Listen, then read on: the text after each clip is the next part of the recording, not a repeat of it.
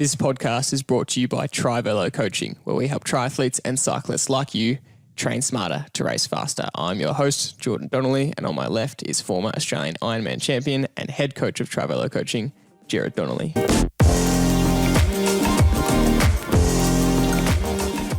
One of the biggest mistakes we see in athletes is that they are rushing to get ready for a race, and they are doing it without an optimal level of base fitness.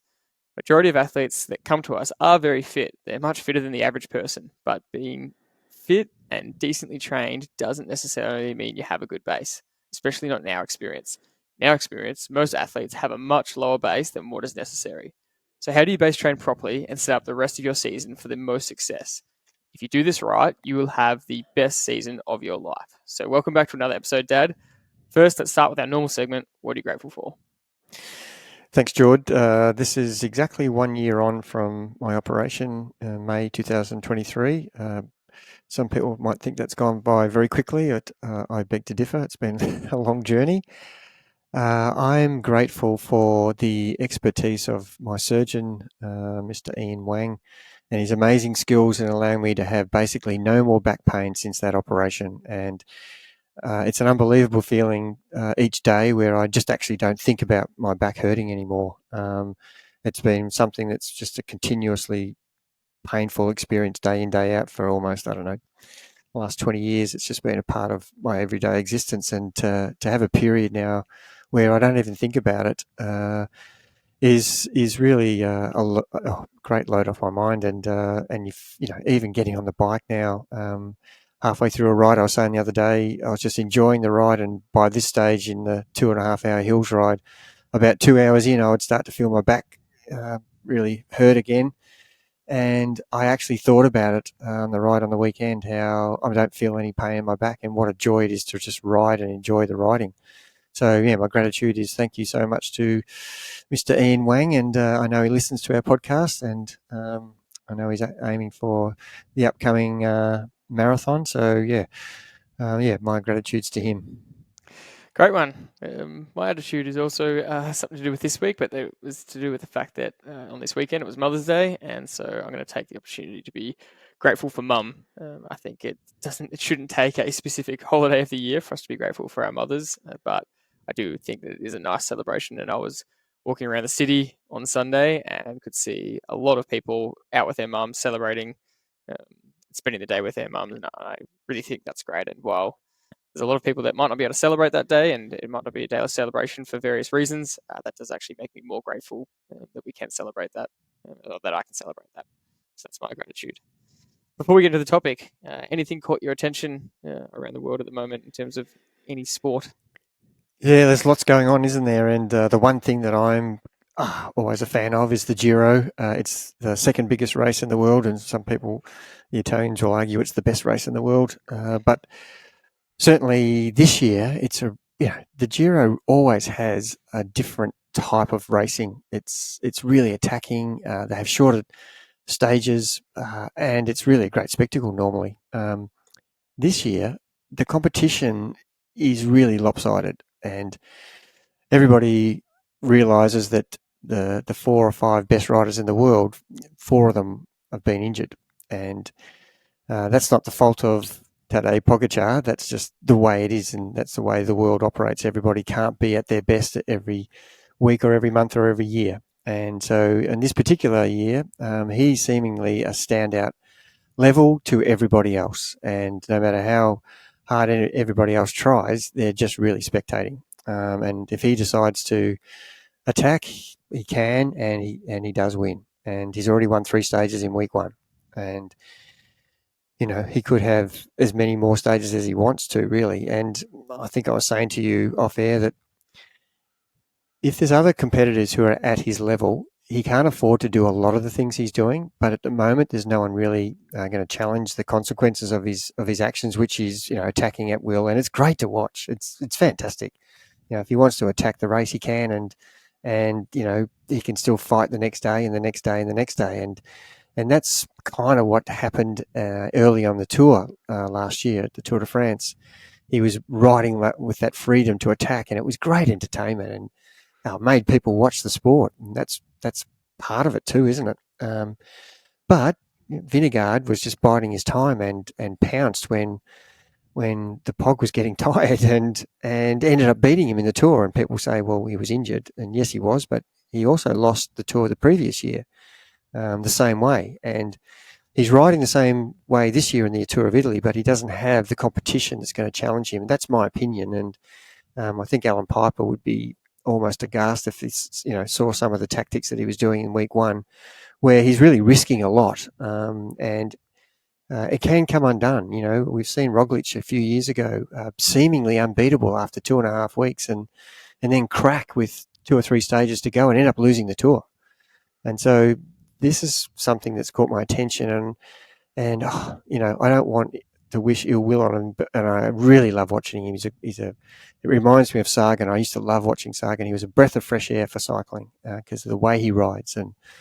And you just got to be careful though that you've still got to exercise caution, and that's the way we coach, I suppose. So we want people to execute to the best of their abilities and not just throw everything out the window and respond without tactics. But yeah, that's the way I see it. And hopefully it doesn't backfire on him, and that he gets to win the Tour and the Giro, and then go on and win the Tour. It'd be a fantastic double.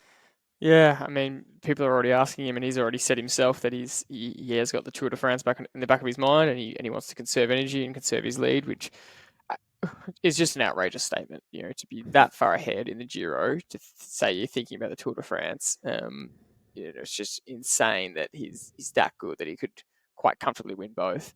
But the Giro is, like you said, renowned for being just an insanely tough race, and it's renowned for having huge blow-ups and massively wild shifts in GC. And year after year, we've seen in the last week just huge changes where there are some relentless stages in there where a rider just can't hack it. And Garrett Thomas got asked and said, "Are you fighting for second already after the 4th or 5th stage?" He said, "What do you do when Pogacar's just so good?" And he said, "Look, I don't wish bad luck on anyone. I don't wish for Tadej to get knocked out of the race for any bad luck, but it's a big major stage race. Absolutely anything can happen. We keep that in the back of our mind. He can have an off day. Everyone can have an off day. And in the Giro, you can have a really off day. And so, while it seems unlikely, we've always just got to remember that. So, yeah, super interesting." On the major stages note, the Vuelta Femmes was on at the same time last week, and that was super exciting to watch. Demi Vollering absolutely dominated as usual on the hills, but there was one stage that absolutely stood out to me, and it's going to be part of today's topic. And I think it was stage 5, where American Kirsten Faulkner won with one of the coolest attacks we've seen, I reckon, in a while. And what was so cool about it and what stood out was that she attacked on the climb with 6 or 7K to go, really launched a good attack, some key riders behind, really pushed to bring her back. The gap was 7 seconds, 6 seconds, 5 seconds. It literally got back to 6 meters or 7 meters at the top of the climb, and she just did the best thing in cycling, which you absolutely love and you'd be super proud of, is that she just did what all cyclists need to do a lot better, and that's just kept the pressure on the pedals over the crest of the climb. They got within 6 meters of her or whatever, and they just back off slightly because you get to the crest. She just kept the pressure on the pedals. She stayed 6 or 7 meters over the crest, and then as it started to descend, she still had the pressure on the pedals. Then it suddenly went back to 10 meters, and then 15 meters, and then 20 meters, and then suddenly on the descent, her gap was out to 50 or 100 meters again, and she was absolutely ruined at the top of that climb. But by the time they descended into town, she had a 20-second gap again, and then she won the stage, and that was absolutely brilliant. And gosh, you talk about this a lot, but that section over the top is the most important part where you can gain time on your competitors, and that's what she did. And if you can translate to triathlons, if you go too hard on the climb, then you don't crest it properly, you don't keep pressure on the pedals, over the next 1 or 2K, you can lose 50 to 100 meters to 200 meters to 20 seconds on yourself. If you had a virtual self riding next to you, like the American Kirsten Faulkner, if you had that person next to you virtually keeping the pressure on the pedals, you'd see how much further ahead they get of you. So I just thought that was a great lesson in real life application. It's also demoralising for the opposition, and they got so close with all the effort they were making to get back to her wheel, and they think that they'd done it, but they actually hadn't done it. And that's another lesson as well, is, just don't get to 5 meters. You've got to actually make that gap close down. And what she did was, she made them pay for that. And that's the thing about training this way is if you do that, and we see that a lot in bunches in groups that I've ridden with all over the world. I've been in bunches where people are absolutely hammering me on some of the hills, and I'm really struggling to keep up at the start of the hill, and then halfway up the hill, the pressure is getting less and less, and by the time we get to the top, I've actually recovered because they've slowed down, and then I ride away because they're soft pedaling by the time they get to the top, and then freewheeling on the other side, and that's kind of a part of the topic we're going to talk about today is not giving yourself recovery. Endurance riding, endurance training, base training is about building your endurance where you're not giving yourself recovery all the time, and I really want to dig deep into that today. Yeah, we're going to get into that topic in a second, but let's start off a bit broadly with the topic and understanding how to do base training properly. And there's a few key parts we want to talk about. The first is the notion of what off-season is, and what the base training purpose and objective is. And more specifically, most people see off-season as a chance to take a break. And we want to start by discussing the concept of taking a break, because on one hand, you do want to make sure you schedule in some physical and mental breaks throughout the year, because you're most likely lead to burnout if you don't do that. But there are some huge caveats to that, and we want to go through them now to make sure you don't make a mistake and you understand the goal and objective of what a break is and how you should do it without losing fitness, to make sure you're not going backwards. So you've actually changed your attitude on this over the years. You used to be very relaxed, I would say, about people taking a break and people having some time off. And I think your advice, many years ago would have been, sure, take as much time off as you want, keep some training up and come back, to some structure when you're ready. And I think now, with a lot of experience and a lot of athletes, coming through the program, explain your slight change in attitude and mindset around this. Let me make it clear that I want people to not try to train 52 weeks of the year. We just don't want that with the same intent. There's got to be variation, just like there's got to be variation in your training. There's got to be some days where you're riding or running for recovery. There's days where you've got to be riding with intensity. There's days where you want to be riding with endurance. The same with your structure of your year. You just can't go at the same intensity for the whole 52 weeks. You have to have periods of build, preparation, racing period, recovery period, and then resuming your endurance base phase. And for those in the Northern Hemisphere, this is completely the wrong time of the year to be thinking about this. You're right in the middle of your summer, or starting to be at the start of your summer, sorry, and your season is about to begin, and you should have done all these things in the last 3 months. But for the Southern Hemisphere, this is where we're heading into now. For those who don't live in the northern parts of Australia, where it's pretty much summer all year round. But so we're really trying to make sure that that you do take the breaks when they're necessary, and you can't continue to push yourself for 52 weeks of the year. So I haven't changed much on that thought process. But what do you do in those periods? That's the thing that I'm more honing in on now, and making my attention to detail about that, because I've been quite lenient for people who have, who want to continue being coached over a period where they've got a long-term goal that might be 18 months or 2 years, where they're, as a triathlete, they may actually want to get to Kona, or they're wanting to get to, to a higher level. They want to, be in the pointy end of their age group, or just basically improve themselves. And that last point, just basically improving yourself. If you take a break and you actually do nothing, if say you left at, if we had a ceiling and you're at a level of, you started with us at 5 and now you've moved up to 7, and you've still got, quite a way to go till you get to the ceiling, which is 10. If you take that break at 7 and you don't look after yourself when you've taken that break, and I don't mean keep training the same way. That's not what I'm saying. I'm saying, don't stop training, but do it in a different method. And I'd like to talk about that as well. You could come back at level 5, and then it might take you, if you've taken 6 or 8 weeks off, it might take you another 6 or 8 weeks to get back to level 7. And so what have we done? We've actually taken, 12 to to 18 weeks, which is, almost a third of your year, where we're only back to where we were.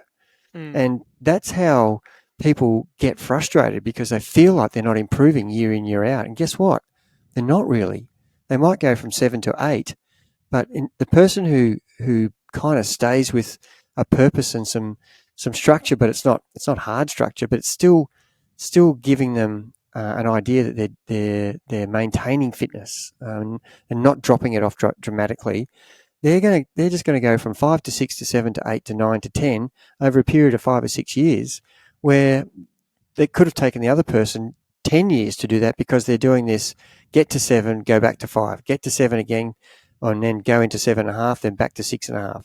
And they're just not progressing the way that you want to do. And boy, I find it hard to give away fitness. Just get injured and see how frustrating that is. Get injured and you're not allowed to train, and then you can't do anything about the training going down the drain, your fitness going down the drain. And so the people who are fully healthy and need a break, that's important to do that. But what I've learned is, people say to me, "Yeah, I'll be fine. I'll go away and I'll look after myself, and don't you worry, I'll be coming back to training, just as fit as when I left." And within looking at, I can still see what they're doing or what they're not doing, and they've had a really good mental break, but they've actually regressed in their fitness so much that it's going to take us almost the same amount of time to get back to where they were. Well, what's wrong with that? Well, there's actually nothing wrong with that, unless you want to improve. And if you want to improve, then there is a lot wrong with that. And if your goal is to be a better version of what you were prior to the break, and in the next coming year or two, we've got plenty of examples of people who have stayed true to the program for 3 years, for 5 years, and we've got examples of people who've been 7 and 8 years, and their progression is incredible. And it's so obvious that they're not doing this stop, start. And I get frustrated watching it. I can't imagine what it's like going through it, and get a little frustrated when people say to me, "Oh, I thought I would have improved a lot more." And I can say straight back, well, that 6-week period where you basically did nothing has caused you to be in this position, and you're going to take longer to get to that ceiling point that you want to reach. And that's the only thing that's wrong with it. There's nothing else wrong with it, except that don't expect to improve at the rate that you would have had you continued to train with some basic structure. And we're not talking about intensity. We're talking about periods where you can learn to improve the areas where you're weak, and let your brain not be punished so much by, "Oh God, here's a hard session coming up. I don't know if I can get through it." You can't do that for 50 weeks of the year. That's as humans, we will actually start to hate our sport if we're doing that. We've still got to have the love for riding and the passion for training. And we've had some gorgeous autumn days in the last 10 days here where we live, and it's just been beautiful blue sky days with zero wind, and you don't get a lot of that. And we've had 10 days of it, and it's been around that very comfortable, where you're not having to wear a long road jumper, or you can still get away with the t-shirt, and if you're running, and you don't have to get rugged up with gloves or a beanie. And on the bike, you don't need the winter clothes. But I was riding on Sunday. It was just spectacular, and I'm just enjoying the fact that I've got pressure on the pedals. I'm getting a good endurance ride for 3 hours, and there's no wind, and I'm not trying to do anything spectacular. I'm just trying to, and I enjoy the ride, and they're the things that I we've had a big summer, and I'm still enjoying, but I'm still getting my endurance in. I'm still riding with pressure on the pedals. It's not hard. It's actually hard on your legs, not on your heart and lungs. But it's not like hard, like I'm going to get off the bike and lie down. You get off the bike feeling refreshed, and you've got that exhilaration of you've just achieved a really good experience of a ride where and I select a course, and I'm lucky because I live in the mountains, and if I can, it happened to be Mother's Day of all days, and you would expect the traffic to be so bad. And the main roads it was, but I was lucky that I know the roads to go where there's no traffic. And and it was just a joy to be out there. And that's what I'm talking about is, you can still have structure and still enjoy yourself. And so they're important things mentally and physically. That's a really good point, and I think we can definitely get caught up in just the intensity it takes to get to an A race. Just the closer you get, the more the pressure does build, and we talk a lot about taking the pressure off ourselves and just following the process and just giving our best effort, but the mental toll it takes to just want to be as consistent as possible and get everything right in the last 6 weeks of the race ready. You're constantly thinking about the race plan and the execution, and the whole build up to the day and the nerves of race week, and then the release of getting the day done and the adrenaline after, and you are physically and mentally exhausted after, and it can feel like that training has to be like that all the time, and you do forget that. Oh no, now it's actually a really fun time just to relax, and I get to go train, and I don't have to hit any numbers, and I don't have to really hit these goal of the sessions to give me confidence for race day. And each phase has its own pros and cons, and I can definitely vouch for some of the pros and cons. I personally am someone that absolutely loves VO2 training, and I don't know if that's because I've been doing it since I was 6 years old, but I just don't get sick of it, and I prefer to do that all the time. Because a lot of people hate that and they want 6 weeks away from that because it is kind of sickening sessions. Or so that's my pros and cons. But other people go, they can't stand the race ready phase, the real specific zone 3 to 4 race specific sessions, and they go back to base training and they go, oh, this is nice, this is what I love doing. Like you're just saying, I love riding my bike and just being relaxed and taking it all in, and being in some good weather and going for a cruisy run with no pace. So I think one of the main points that stood out in what you were saying there was, thinking about human behavior. Unfortunately, we are just not as we overestimate our ability, and we're just not as good as we think we are.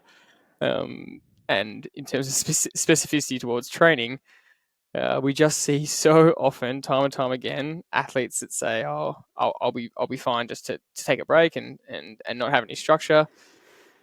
You look 6 weeks later, and out of a potential 6 training sessions a week that you could do if you're training once a day with a rest day, 36 sessions, athletes will have completed 8 sessions out of 36. And it's just incredible that someone can be so consistent for a 24-week training program to a 70.3.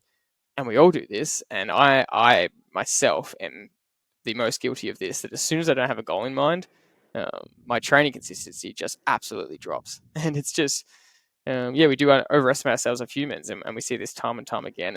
And it is Well, frustrating when you, well, go on, Dad. I was just going to say, George. I totally agree. But and like I said before, it's okay. It's okay to do that. So Hmm. please don't think we're saying that's not what you should do. But don't have it both ways. I'm going to take this mental break and this physical break, but I still expect to be improving at a rate that I should improve at, even though I've taken all this time off. That's all I'm saying. The consequences of your decision is that you won't improve your fitness. You will do your best to actually maintain it. It's more than likely that you'll regress. And that's okay as long as you don't expect to continue to improve the way a person who takes a short break and is really motivated and focused during that break to just look after themselves. And I don't mean be strict and do hard training sessions. I just mean, just look after yourself, have fun and enjoy training where it's all easy. And don't even have to train if you don't want to. But remember, if you don't do that, you're going to lose some fitness. And I think my point is I'm trying to make is, you can't have it both ways. You can't take the time off and expect to be where you were when you come back. So yeah, this is really summarising just the first objective of the base phase and the off season is understand what your goal is and what do you want to get out of it and how do you want to come out of it. That's the main part, and that was going to be my next point to follow up with. Is I went through this myself last year. I decided to take some time off the bike. I didn't ride my bike for a fair chunk. I thought, you know what, I'll be fine. I'll keep up my running fitness and keep up all my extra training, just not bike training. And boy, did I regret that, because coming onto the bike after all that time was so hard. You would just, even though I was fit, I wasn't bike fit. And the frustrating process it took of 6 to 12 weeks of just head down training, not hitting your numbers anywhere near where you're capable of, and just having to suffer through that. I said, I never want to do this again. I never want to have to go backwards to get back to where I know I was already. That was just very frustrating. And so, yeah, I think understanding the objectives of the base phase, know that it goes faster than you think. Before you know it, 12 or 16 weeks have passed and you're at the end of winter and you're coming into spring. And then you start thinking, oh my gosh, the first race is only 8 weeks or 12 weeks away. Am I in the position I wanted to be in at the end of this base phase? Am I coming out of this in the right ways? Because we can lose motivation in winter. We can lose motivation when it's cold and wet and dark. And even if your off season isn't necessarily in winter, you are just taking a break, just know that it goes a lot faster than you think. And we want to utilize this time and maximize it and come out the other end in the best shape possible to start our next season. So, go. If you don't have that goal of something really close, then it is easy to think, oh, I've got all the time in the world. It's my next race is 22 weeks away. Well, that's the time to actually start to set yourself up properly. And that's what we're trying to say is, have that mental release where you're not honing in on high intensity sessions, but you're still maintaining some fitness. And when you get to that 12-week period of that winter, you can look back and go, I'm really satisfied with where I'm at right now.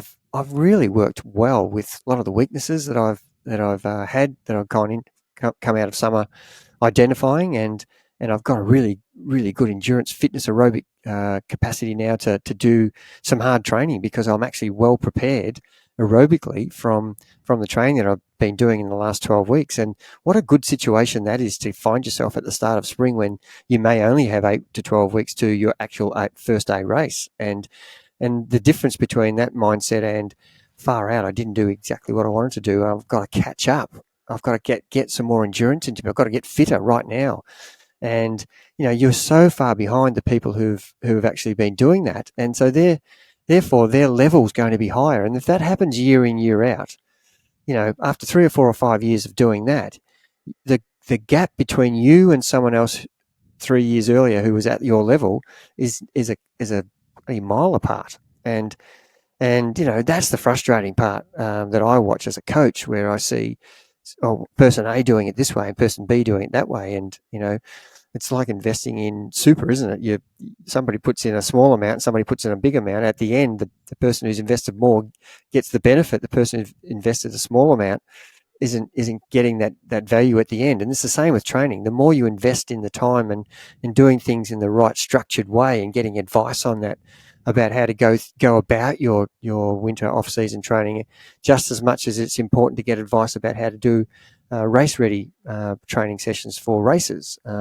So it's just not a matter of doing the same thing year in, year out, doing the same training year in, year out. You have to divide the year into sections so that you're doing it at the right time that suits your goals and ambitions.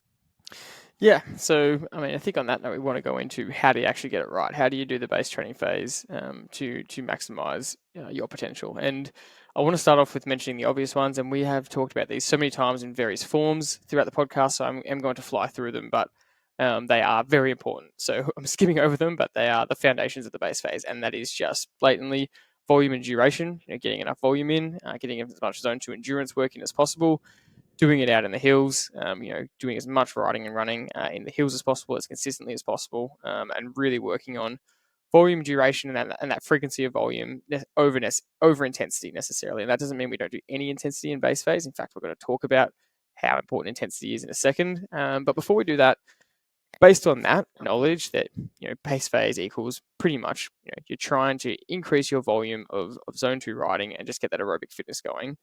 What is the biggest mistakes that you see with base training that you want to eliminate straight away? And I'm being pretty analytical again, which is what most people know that we stand for. If I looked at some people's training sessions and I would just look at the time that they rode for their endurance ride, or their time they ran for their run, and I'd open up the session and I'd say, oh, great, this person's done 4 hours. Wow, that's fantastic. And they've been in the hills. And then I dig a bit further and I see that they've actually ridden for 3 hours 20, and they've been stationary at some point for accumulation of 20 minutes, 40 minutes for that 4 hours. So they've had periods where they've stopped for coffee in the middle of it.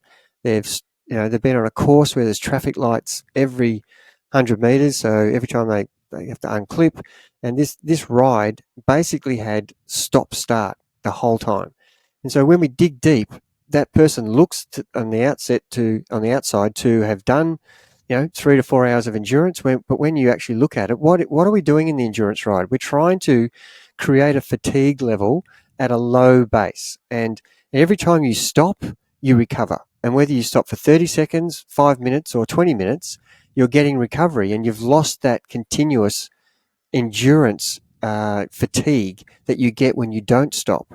So getting it wrong that way looks good, glossy, that you've done 3 hours on the bike and you've run for an hour and a half, but you could have been stopping and getting drinks and having a break in between, and you're not getting that fatigue from the endurance ride. And that comes back to, what are we trying to achieve? If we're trying to get pressure on the pedals, well, you can't do that every time you unclip off the bike for a traffic light or for waiting for a group. If you ride with a whole lot of buddies and the ability level in your group is extreme, you could have 5 guys standing at the top of the hill waiting 5 minutes for a 20-minute climb for the slower people to come up. And so therefore you've lost the fatigue from the endurance goal, which is you're now recovering, and then you start again, and you create fatigue again for the next 20 minutes until you stop again. And then the next hill, you have to wait again for the people you're riding with. And there's a couple of simple things you can do to stop that is go and ride to the bottom of the hill to catch up the slower riders, so that you're not standing up there waiting for them, and you actually get to keep riding for that. And therefore you've eliminated that stopping. So your fatigue is still growing as the ride goes on for the 2, 3, 4 hours. And, someone who's just continuously ridden for 4 hours against, if I use myself as an example, Gerard A rides for 4 hours, doesn't stop at all, doesn't unclip. The fatigue is growing the whole ride. I'm getting tired. I need more fuel. Gerard B is with his mates and they stop 50 times. And that's not an exaggeration. If you're on a really heavily built up course with traffic lights, you could be unclipping that many times. And then you're waiting for people at the top of hills. I'm just not getting the same fatigue level as I am if I'm riding, with pressure on the pedals the whole time. And so I'm getting a different outcome from that session. It's actually a far easier session, and I'm not getting the endurance base session that I'm looking for. I'm getting a stop-start training session. So digging deep into the analysis of what actually happened in that training session is really, one of the things we do well. And I would be picking people up on this. You need to change course. You need to not do that course. You need to be having more pressure on the pedals. You need to stop stopping. Stop at the end of the ride and have as many coffees as you want at the end of the ride, and therefore you've got the value out of that session. So these are the things that people are getting wrong in this base phase. They're thinking they're doing this endurance.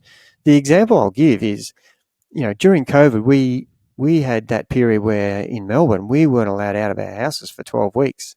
We basically could not go for an area of more than 5 kilometres. So imagine going around the block, on your bike for a 3-hour ride, with a limit of 5 kilometres. So we decided, and it happened to be winter anyway, we decided to, do something different. And we jumped on one of the endurance rides in Zwift. And, at one stage we had, I think, on a Saturday morning, there was a ride at 7 a.m. that went for 100K. And I think we had about 25 Trivelo people in that ride. And guys like myself have been doing endurance riding, and I ride most Saturdays for the last 30 years as a bike rider. I've ridden between 100K and 200K most Saturdays. It's been very rare that I've missed. Now, I class myself as endurance fit.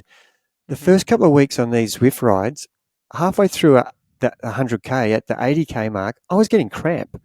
And I was quite shocked and I couldn't understand what was going on. And I thought, maybe it's my endurance fitness. It could be that. Maybe it's my hydration being indoors. I'm sweating a lot. Maybe I'm not fueling properly indoors. And when I started to really think about it, after 3 or 4 weeks of doing it, I stopped getting cramp. It was clearly the endurance rides I do outdoors have a lot of freewheeling and a lot of variation in terrain where I'm off the pedals. The pressure's not on the pedals all the time, even though I emphasize that that's what I'm trying to do. It is a lot of off the pedals. And in a Zwift race, if you do that, you get dropped straight away. You have to keep the pressure on the pedals. It's relentless. And that's what's good about it, and that's also what's bad about it is, it's so hard, it's so different.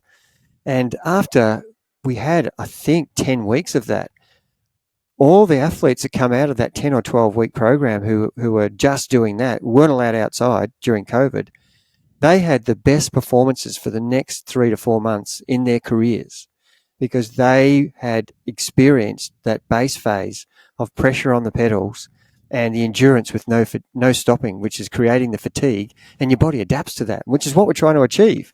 We're trying to get our body used to burning fuel where we're not getting the recovery in the middle of a ride.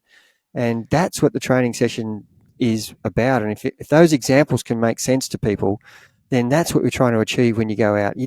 If you get that goal and the mentality of this is what my goal is today, then you will improve next summer astronomically, like we experienced. It's a pretty good promotion for a base phase. If you think about how fit you can come out of the next 6 to 12 weeks, if you think about that, it's pretty awesome to think about. And you're someone that has the least amount of freewheeling that I've ever seen on the bike. And so for you to be feeling that way on the Zwift just shows that, how much freewheeling there actually is, even if you can't help it outdoors versus indoors. And that doesn't mean that you have to do every session indoors. It's incredibly tough to do, and it's significantly more boring than outdoors. But when the weather doesn't allow it, it's actually the perfect solution. So yeah, look, and even from a running perspective, there is a huge difference. And if I use Melbourne, for example, if we do our long run in the city and we try and run around any of the hills around the city, we might get an elevation of 150 or 180 meters plus so much stoppage at traffic lights, which is just my absolute nightmare running. I just can't stand it. Whereas if you make the effort to drive out to the Dandenongs and do your long run in the hills, you are not stopping once and you're getting 400 meters of elevation. And the difference in quality between those two long runs, if you did that over a 12-week period, one athlete A versus athlete B, if it was if it was Jordan A or Jordan B, one person is getting much more quality from those long runs than the other. So it's a really, really important point to talk about. And it's a huge mistake that you see in this phase. So look, when we first started talking about this topic off air and we first started discussing some of the ideas around it, I think one of the first things you said, which startled me a little bit, was you said, well, actually, we get triathletes that come to us and test really well for endurance fitness, and they've been training for a long time, but most athletes don't actually have a good base. They don't have the quality of base that is actually going to set them up best for a race. So they might have been training for a long time, but most athletes haven't done what you just said, 12 weeks of pressure on the pedals in the hills properly. Most athletes haven't done 12 weeks of really good elevation running with lack of stopping for 12 weeks straight as a base phase. So can you explain that concept a little bit, that weirdly, some of the fittest athletes going around don't have as good a base as we think? Yeah, and they're probably doing okay in events, but my caveat to that is they could do better. And being fit for your event is exactly what we're trying to achieve. But if you just go through each season and you're training the way that I explained, where your course selection's poor, you got lots of recovery, you're not getting that that consistent pressure on the pedals and fatigue build up, and you're really not reaching your ceiling. You're always underdoing it, and you get exposed in some form or another down the track. And if you keep, and I can use the example of a lot of guys who love doing crit racing during summer, they have come out of their winter really fit, really trained well, great base phase. And there's others who don't. And the people who don't take a long time to get crit fit. They take a long time to keep up with the pace that the guys who've had a great winter start the first race flying.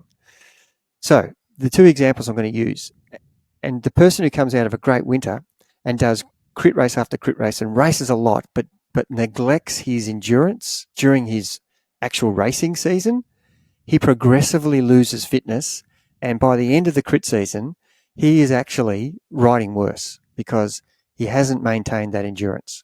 And base phase endurance is not just for that period of base phase. It's still part of your program that should be ongoing, week in, week out. The person who's done a very average winter base phase, he's playing catch up, but halfway through the season, he might have actually caught up. And if he's smart and he's realised that he's unfit, he would be doing those endurance rides and not racing so much. And then the second half of the season, he has the best season ever because he's actually caught up in his endurance and he's not had 6 months of racing criteriums without training properly. And that's an example of actually, getting the training wrong even during the actual race period. Not only getting it wrong during the base period training sessions, but actually having a poor outcome in the season where you're desperately wanting to perform well. And there's so many examples of people doing both and making mistakes when it matters most, that they haven't done that work and they just get found out. And that's kind of what we're trying to avoid.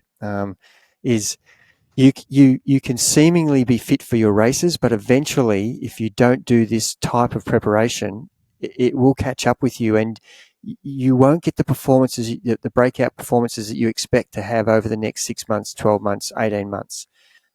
So you think you're fit enough, and the example I gave with jumping on Zwift from outdoor to indoor, I thought I was extremely fit as an endurance athlete, but it turns out I wasn't that fit. And that's what that's the point I'm trying to make is don't neglect and don't half-ass do your endurance training. It's got to be part of your program, and you can't race all the time. We've talked about 6-week period of where you're going to be best in your taper period for the key races, but around those periods you still need to incorporate some endurance, and that should be part of your program year in, year out, week in, week out.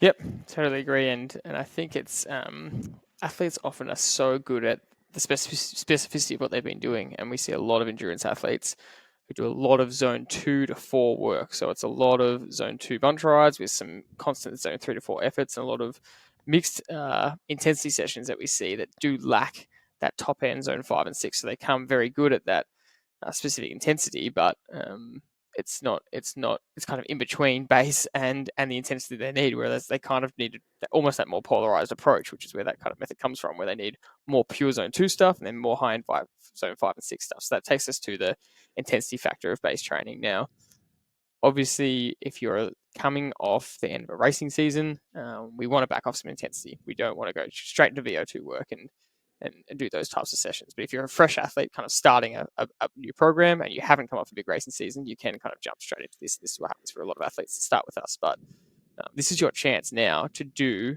a lot of VO2, zone 5 and 6, high intensity work to coincide with your endurance work and really get that stuff in that a lot of endurance athletes don't do enough of, and that a lot of endurance athletes aren't actually that good at. So it's do more of the sessions that you're not good at, do more of the VO2 work that you're not good at to help improve that side of your engine.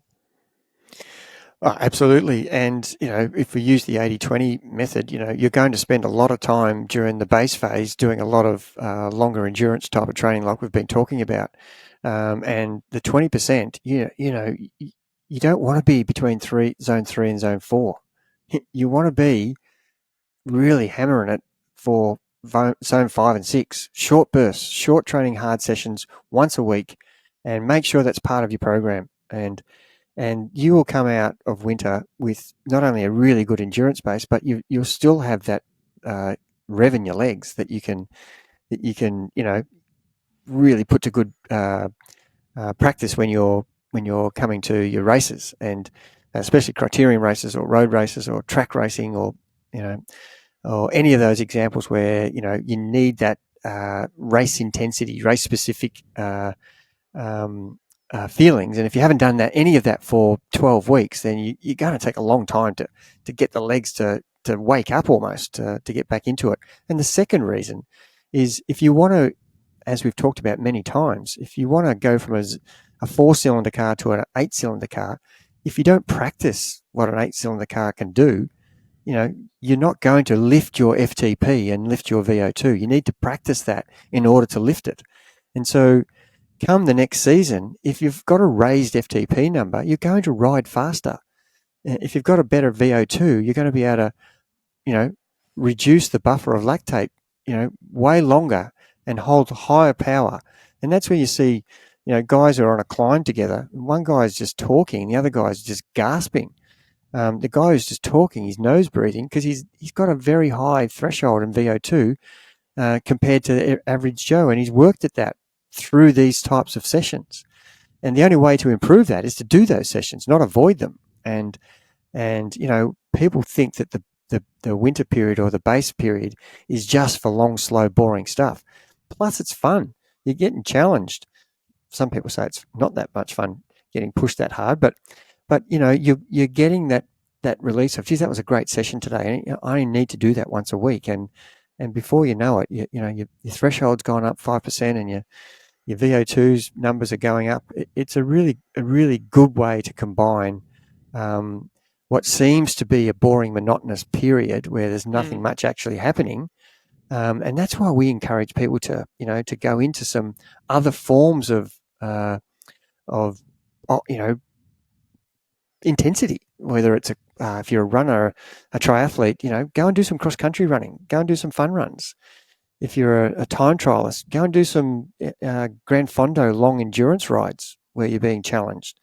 We run in our coaching group, we run a Thursday night winter Zwift handicap race. We've done it for 4 or 5 seasons now, and we coincide it with the tours. Like, we're doing a pink jersey race and we'll do a yellow jersey tour. They're examples of creating things where you're going to have some high intensity with some socializing and look forward to some structure where you're in a racing situation and it's fun.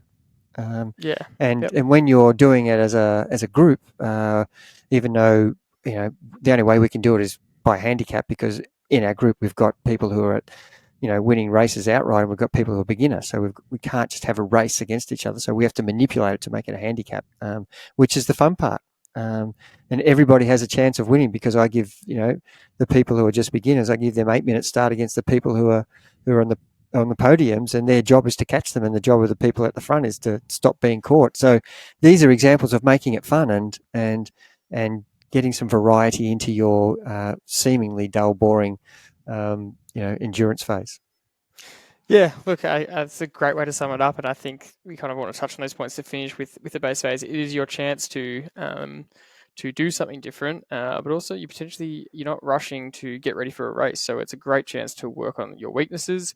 Especially a lot of athletes are dealing with constant niggles or constant injuries that are just lingering, and you're just getting through week to week because you are wanting to get ready for the race, and you're wanting to get up for the race, and you're really towing that fine line of pushing yourself for an injury. So it's a great chance to, if you need to, back off a little bit and let that injury heal a little bit. Or it's a great chance for you to do some extra strength work or rehab work or physio work or work on that injury or work on your weaknesses. Introduce some strength training, anything that's going to help get yourself on top of it in this period, so that when you get back to the racing season, you're not at risk of injury again. Extra sessions of the weaker leg in your discipline of a triathlon. So if your swim is particularly weak and you want to get better at that, this is the time to add in an extra session or anything along that nature. And the purpose of is exactly what you're saying. If you do find that base training is quote unquote boring, and it would only seem boring maybe compared to preparing for a race, then go find some races to do. Swift races are on every single day, all day, every week. If you're a triathlete, go do some crit races and practice that over-under style training that you absolutely do not get in a triathlon. Go do some cross-country events or some road races, a 10K or a half marathon or some sort of road fun run, even if it's a 5K. Park runs are every single Saturday morning around the world. Not in every single country, but they are very, very popular. Any type of trail run or some sort of fun winter run that happens a lot over winter.